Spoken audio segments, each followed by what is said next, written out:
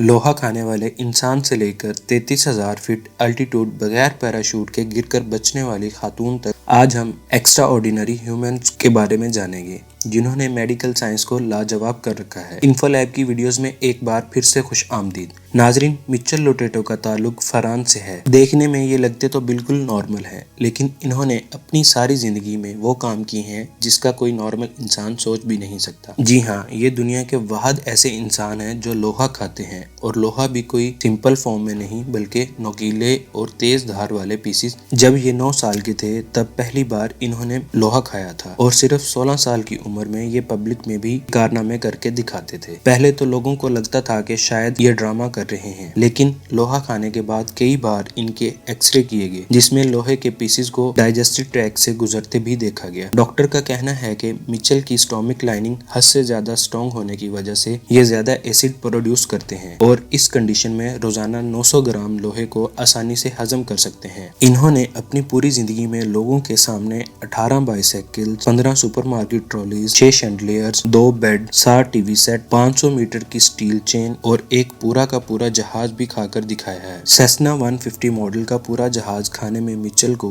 पूरे 2 साल लगे। इनका मेटल खाने का तरीका ये है कि पहले ये लोहे के छोटे छोटे पीसेस करते हैं और फिर मिनरल ऑयल या पानी की मदद से लोहे को निगलते जाते हैं। मिचेल को गिनीज बुक ने भी स्ट्रॉन्गेस्ट डाइट खाने का वर्ल्ड रिकॉर्ड दे रखा है।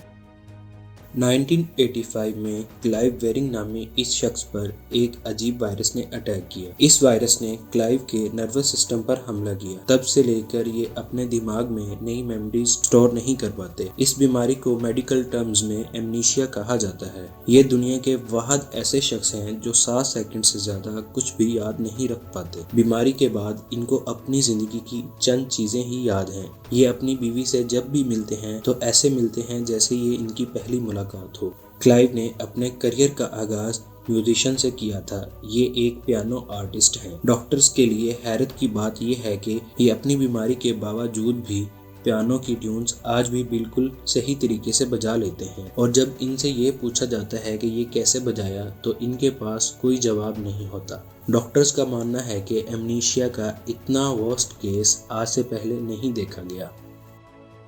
डॉक्टर्स ये केस अपने करियर में पहली बार देख रहे थे जब एक चाइनीज खातून के सर पर बकरी के सींग निकलना शुरू हुए। चाइना के हीनान प्रोविंस में 101 साल की ज़ैंग रुइफेंग नामी इस बूढ़ी अम्मा की सारी जिंदगी बहुत नॉर्मल अंदाज में गुजरी, लेकिन 100 साल की उम्र में इनके माथे पर एक सख्त गुठली निकलना शुरू हो गई। उस ही साल के अंदर हैरत अंगेज तौर पर ये एक 6 सेंटीमीटर लंबा सींग बन गया। ना सिर्फ इतना, माथे की दूसरी साइड पर भी ऐसी ही एक और गुठली निकल रही है। डॉक्टर्स का कहना है कि ये सींग उसी मटेरियल का बना है जिससे इंसान के नाखून बनते हैं, लेकिन ये बकरी की तरह इस औरत के माथे पर कैसे निकले ये मेडिकल साइंस अभी तक समझ नहीं पाई। क्या कभी ऐसा हो सकता है कि 33,000 फीट की बुलंदी से गिरें और फिर जिंदा भी बच जाएं? ये वेस्ना वॉल्वेग जो 33,000 फीट यानी 10,000 मीटर की बुलंदी से गिरी और बगैर पैराशूट के जिंदा भी बच गई। जेईटी योगोस्लाव एयरलाइन का एक जहाज स्वीडन से सर्बिया जा रहा था। इस जहाज में 23 साला Vesna as a flight attendant job कर रही थी। दोपहर के 4:01 पर जैसे ही जहाज चेक रिपब्लिक के ऊपर पहुंचा तो अचानक इसके लगेज एरिया में जोरदार धमाका हुआ। ये एक बम ब्लास्ट था जिसने जहाज के 2 नहीं बल्कि 3 हिस्से कर दिए। वेस्ना की खुशकिस्मती थी कि वो जहाज के पिछले हिस्से में फंस गई। तेजी से नीचे जाता हुआ जहाज का पिछला हिस्सा इत्तफाक से घने दरख्त और बर्फ के ऊपर जा गिरा। इस हादसे में वेस्ना के जिस्म की हर एक हड्डी टूट गई। वो शुरू के 3 दिन कोमा में रही, लेकिन 10 महीनों के बाद हैरत अंगेज तौर पर ये अपने पैरों पर उठ खड़ी हुई। उम्मीद है इन्फोलैब की ये वीडियो भी आपको पसंद आई होगी। मजीद ऐसी वीडियोस देखने के लिए हमारे चैनल को सब्सक्राइब करें।